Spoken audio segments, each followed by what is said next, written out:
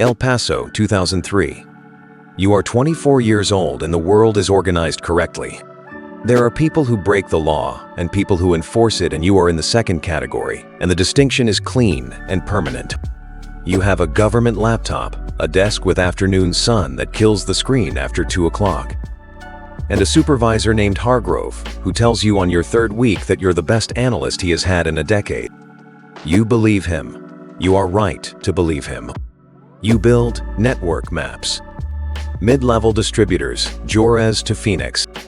You find patterns in data the way other people find shapes in clouds, effortlessly, compulsively, before you're even trying. You flag a shipment on a Thursday afternoon. 200 kilos, Nogales Crossing Friday night. The data is clean. The timing is right. You write the recommendation with the confidence of someone who has never been told to unflag something. Hargrove reads it. He sets it down. He looks at you the way you'll spend the next 20 years learning to look at other people, patient, measuring, deciding how much to explain. Let it go, he says. You wait for the rest of the sentence. There is no rest of the sentence. You assume there is a bigger operation upstream. You will spend the next 2 decades learning to assume correctly and move on. It is the most valuable skill they never teach at the academy. Juarez, 2006. His name is Rodrigo. Medium height, nervous hands, moves product through 3 neighborhoods in South Juarez and trusts people slightly too quickly, which is how you get in. 8 months. You buy from him 6 times. Each purchase larger than the last, each conversation longer. You learn his kids' names, his wife's name, the cafe where he eats lunch on Fridays. You build the case correctly. Every wire logged, every purchase documented, every conversation time-stamped. The arrest goes cleanly. 14-year sentence. You stand outside the courthouse and feel it. The real thing. The reason you drove to Quantico in a car with a cracked windshield and $70 in your account. 6 weeks later, Hargrove calls you into his office and closes the door. Rodrigo was a protected informant.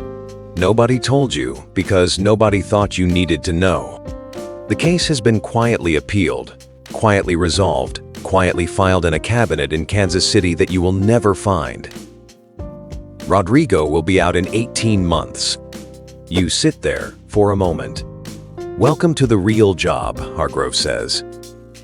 He says it the way a father explains something disappointing about the world, not cruelly, just accurately. He has a beer waiting on his desk already open, and he slides it across to you, and you understand that this is a ritual, that he has done this before. That you are not the first person to sit in this chair and hear these words. You drink the beer. On the drive home, you run a red light without noticing. Phoenix, 2009 to 11 a.m. Your phone rings and you are awake before the second buzz, because you have learned to sleep in the part of your brain that stays alert. It is Toro. His real name is Aurelio, but you have never used it and never will. He has been your best source for 14 months. Reliable, precise, careful in the way that keeps informants alive. His voice right now is none of those things. 400 kilos, he says. Thursday night, Nogales. I have the driver's name, the route, the drop address in Chicago. He reads them to you. You write them down. Your pen moves automatically while the other part of your brain is already doing the calculation you don't want to do. If you act on this, Toro is burned. The wire you've been running for 11 months dies tonight. The network map you've been building, 47 nodes, 3 states, 2 border crossings, becomes a filing cabinet in Kansas City. If you don't act, 400 kilos enters Chicago on Thursday. Are you there? Toro says. I'm here, you say. You open your laptop, you open the report, you find the line that says recommend action. The cursor blinks. Toro is still on the line, breathing. He trusts you. He gave you this information because he trusts you. You delete the line. You type, source reliability unconfirmed. Recommend no action. I'll look into it, you tell Toro. Good work. You hang up. The cursor blinks on the period at the end of your sentence. You close the laptop. You lie back down. The ceiling is the same ceiling it was 20 minutes ago. Thursday night, the GPS tracker on the shipment goes live at 11 p.m. You watch it on your phone in the dark, your wife asleep next to you. You watch it cross the border. You watch it reach the south side at 2:14 a.m. and go still. You put your phone face down. You close your eyes. You have a name for this now, operational necessity. You say it to yourself once quietly, like a word in a foreign language you're trying to learn. It fits. That surprises you for exactly one night.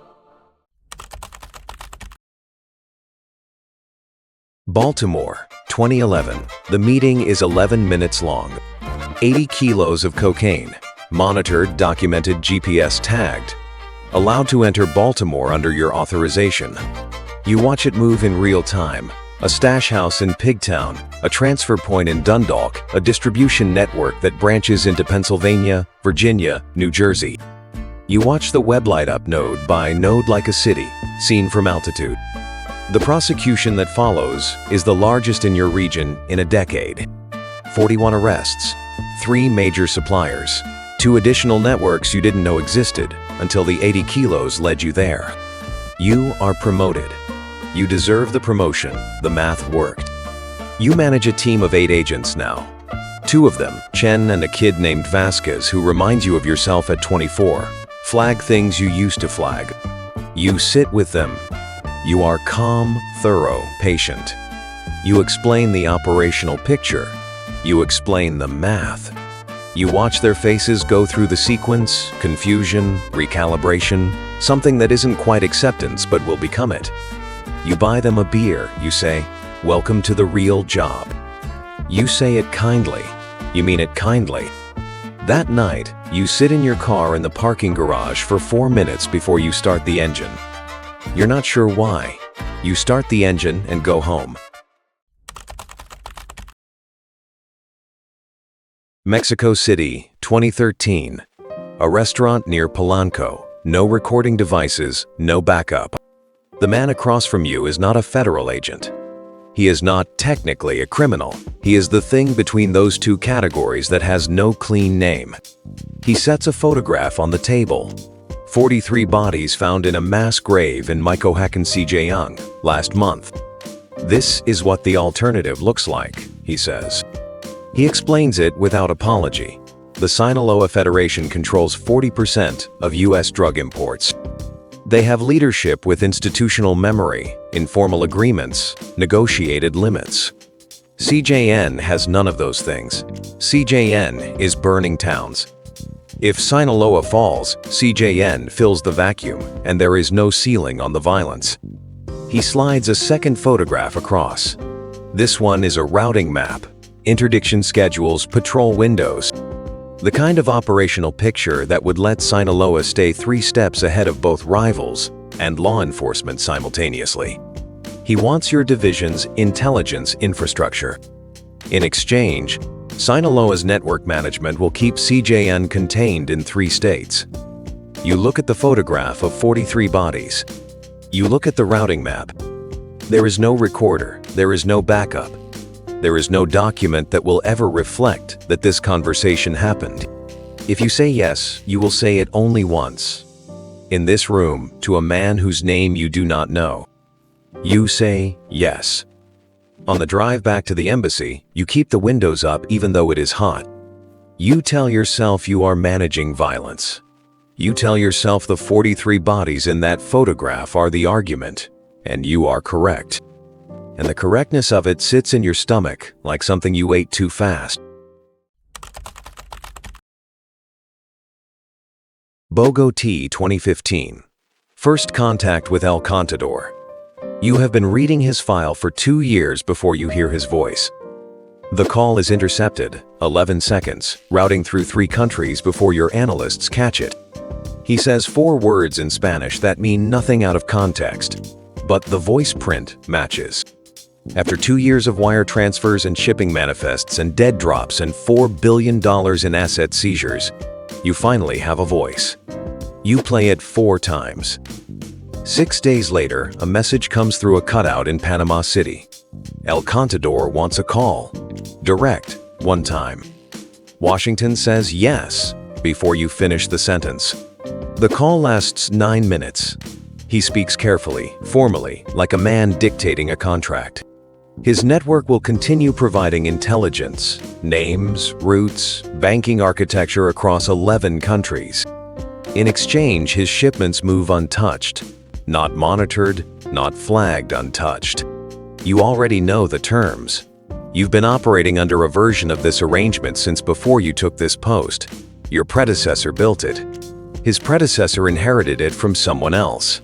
The file goes back further than you've been authorized to read. We understand each other, he says. We understand each other, you say. The line goes dead. You sit in the secure room for a moment. You pick up a legal pad and write the number 12 tons per year conservatively. 6 years remaining on the projected operation. 72 tons. On the other side of the ledger, 4 billion in seizures, 41 arrests, 3 networks dismantled. The math is sound. You have run it from every angle. It is always sound. You fold the legal pad and put it in the burn bag. You go back to your desk. You have 6 more meetings today. Lagos, 2017. A hotel bar, 2nd floor, facing the door. He calls himself Marcus. He is not Marcus. He has been moving fentanyl precursor chemicals from Guangzhou through Lagos and Accra into Mexican laboratory supply chains for 3 years. And he is the most connected node in a network that your division has been trying to map for 18 months without success. He sits across from you and places his phone on the table between you, screen up, recording app visibly closed. A message, I know what you want. You know what I want. You know what he wants, operational protection. The same arrangement you've made before, in different rooms, in different languages, with different men. You look at the phone. You look at him. He is watching you with the particular patience of someone who has had this meeting before, too. What are you currently moving, you ask. He tells you. The fentanyl is a small part of it, he says. Transitional inventory. He will phase it out once the network is established enough to generate the intelligence value that makes the arrangement worthwhile. Timeline. 6 months, he says. You look at him, he looks at you. You have been in enough rooms with enough men to know when someone is telling you what you want to hear versus what is true. You know which one this is. You pick up your drink. Make it 4, you say. You shake his hand. His palm is dry. So is yours. 18 months later, Marcus is still moving fentanyl. The network intelligence has been extraordinary. 3 major interdictions. 1 prevented attack. You approve his continued protection for another year. Your hand doesn't pause over the signature line. That is the most honest thing you can say about who you are now. Arlington, 2020, conference room 4th floor. She is 24 years old, and she is the best analyst her supervisor has seen in a decade. She built the map nobody asked her to build because she is thorough and she is good, and she hasn't yet learned which questions lead to rooms you can't leave the same way you entered. The map connects nodes that have never appeared in the same document before. Blue lines, protected networks, running into fentanyl death clusters in Ohio, Indiana, Pennsylvania. She presents it to her supervisor. Her supervisor presents it to you. You look at her across the table. You look at the map. You look at her face, and there it is. The expression you have seen 20 years of recruits wear, the one you wore yourself in a bar in Bucharest in 2006. Confusion, not yet betrayal. She is waiting for the explanation that makes this resolve cleanly. You give it to her, calm, thorough, the intelligence value. The alternative scenario. The statistical model showing that without the protected network infrastructure, fentanyl deaths from unmonitored channels would be higher. You have the projections. The methodology is sound. She nods slowly the way people nod when they're deciding how much to understand. She goes back to her desk. You watch her walk down the hallway. Vasquez passes her going the other direction. 12 years in, GS14 now. Good agent. Doesn't flag things anymore. He nods at her. She nods back. You remember being 24. You remember it the way you remember a city you lived in once completely, clearly, as a place you can no longer return to. You are still, in every way that matters to you, the person you were then. You have believed this every day. That has never stopped being true. Columbus Airport, Gate C14, 2022, before the flight. The woman in the black dress is already sitting there when you arrive. You notice her the way you notice everything. A habit that stopped being a choice around 2008. No luggage, folded paper held in both hands. You sit down 2 seats away. You open your laptop. Page 3 of the report is already loaded. 40,000. She unfolds the paper once and smooths it against her knee. You see the photograph without meaning to. A young man, 19, maybe 20, 2 dates. Your phone buzzes. Washington, you stand up, move to the window, take the call. 4 minutes, reauthorization approved. You walk back to your seat. She is gone. The prayer card is on the armrest face down. You look at it for a moment. You pick up your bag, you leave the card where it is. At the gate, they call your boarding group. You walk down the jetway. You find your seat. You put in your headphones. You open the report to page 31, the statistical model, the methodology you approved, the numbers that explain why the operation continues. The methodology is sound. You know this because you built it. Somewhere below you, Ohio moves past in the dark. McLean, Virginia, 2023. The ceremony is small. A conference room, not a ballroom. Your staff. The deputy administrator's handshake. A plaque that reads, "A career dedicated to protecting American lives." Every word is accurate. Your daughter is there. She is 26 and proud in the uncomplicated way of someone who watched a parent sacrifice visible things for invisible reasons, and trusted that the reasons were worth it.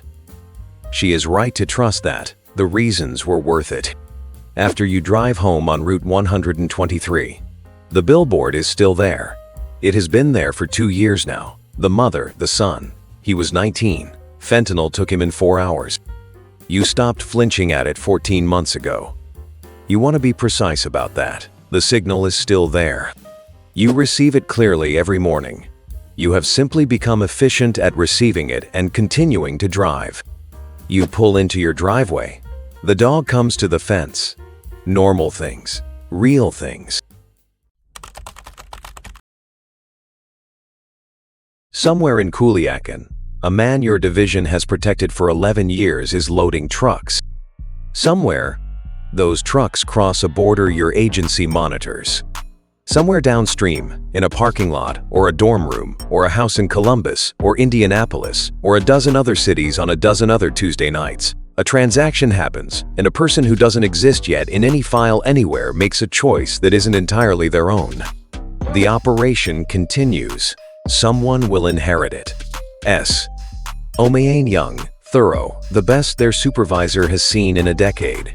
They will read the methodology. They will find it sound. They will sit across from a young woman who built a map nobody asked her to build, and they will explain the operational picture and watch her face go through the sequence. They will buy her a beer. They will say, "Welcome to the real job." They will mean it kindly, because it is a kindness, because this is the work, and the work matters, and the people who do it are not bad people. You are not a bad person. You plant something in the garden. The dog watches you with the uncomplicated attention that dogs have. The kind that doesn't ask what you did, or what you signed, or whose photograph you left face down on a plastic armrest in Columbus, Ohio, while 40,000 became the number on page 3. The sun is out. Couples walk past, a kid on a bicycle, a man checking his phone. None of them know.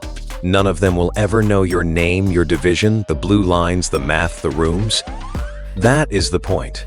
That has always been the point. You were one of the good ones. You never took a dollar. You never lied under oath. The math was always sound. You still believe that most days.